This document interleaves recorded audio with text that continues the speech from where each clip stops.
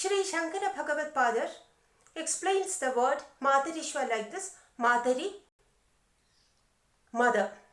Madarishva, that moves, Shvayati, that moves in mother. By that is meant the wind. It is generally accepted that the sky is the mother of wind. That which moves in the mother is wind. Wind that moves in the mother, in its mother, sky, is here called Madarishva. By wind is meant prana. By prana, the governing force. Prana apportions by the word apa. Apa accentuated would mean water. Apa in singular would mean work, or the apportionment of work. All the movements in the work, the functions. Madarishva, prana, it is prana which governs the movements in the universe. Whether it is of individuals or the phenomenal forces, it is prana that determines, that orders, that governs the working of each of these. The sun shines. It is a function of the sun to shine. The fire burns. It is the function of the fire to burn, flare, in flames. That is governed by prana. It is prana that makes the water flow. It is prana that makes the clouds shower rain. Thus, the prana in this context is Isha, not the prana which works in the individual as the breath, but prana at a macro level. That is taken as Ishvara. Prana is Ishvara. That Ishvara that governs each and every activity of this universe is functioning on the basis of Brahma. This is how we relate the transcendental Brahma to the universe that exists around us, which is immanent for us, which we feel. Everything in this universe is lorded over by prana.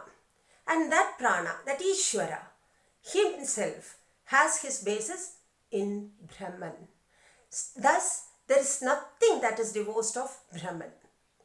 All the Dikpalakas, the lords who govern over the cardinal points, all of them are like vassals, offering their oblations before, making their offerings before the emperor.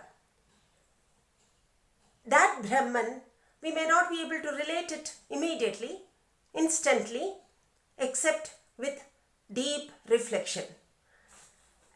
But in these terms, which we see in this physical universe, the law behind it, how well the universe is governed, we are able to understand the power of that Brahman. Very often, we may find lawlessness in nature. But then, when we deeply contemplate even that lawlessness, behind that there is a law. For example, let us take small examples. Water. Water actually condenses as the temperature goes down. But when the temperature goes down and reaches 4 degrees centigrade, it starts expanding. And we call it the anomalous expansion of water.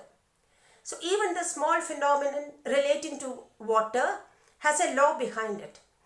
Sitting in the laboratory, the space scientists are able to send spacecrafts to faraway destinations.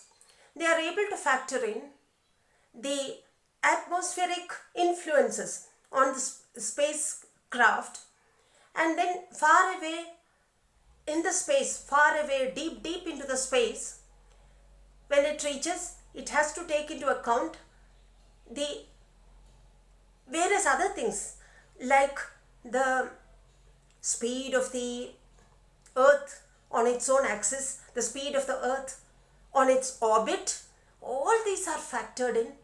Sitting in a laboratory and the spacecraft hits the destination. It's successful in its journey. That means behind every small phenomenon, we have a law. If we find an aberration, for that aberration also there is a law. It's like Sanskrit grammar. Even if there is only one instance for the usage, for a particular usage, a law has been formulated for that. It's like that. Thus, sitting in this universe, where we are very often deluded by our own senses, where we are subjected to hallucinations, but sitting here, we also realize that we are under the governance of a superpower, and that superpower is working under the Brahman, on the basis of the Brahman. Asmin napo madarishva dadhadi. In that, the life force establishes the waters according to Sri Aravinda Ghosh. According to Sri Shankara Bhagavad Padar, the prana that apportions everything, that controls everything, is working on the basis of that Brahman.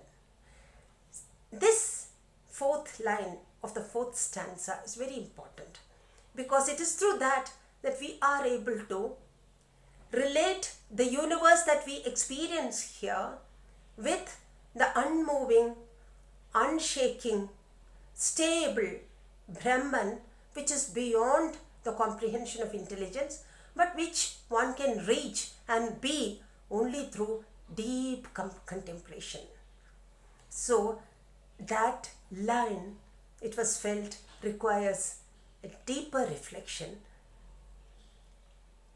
Namaskar, Pranamam to all blessed souls. Hari Om.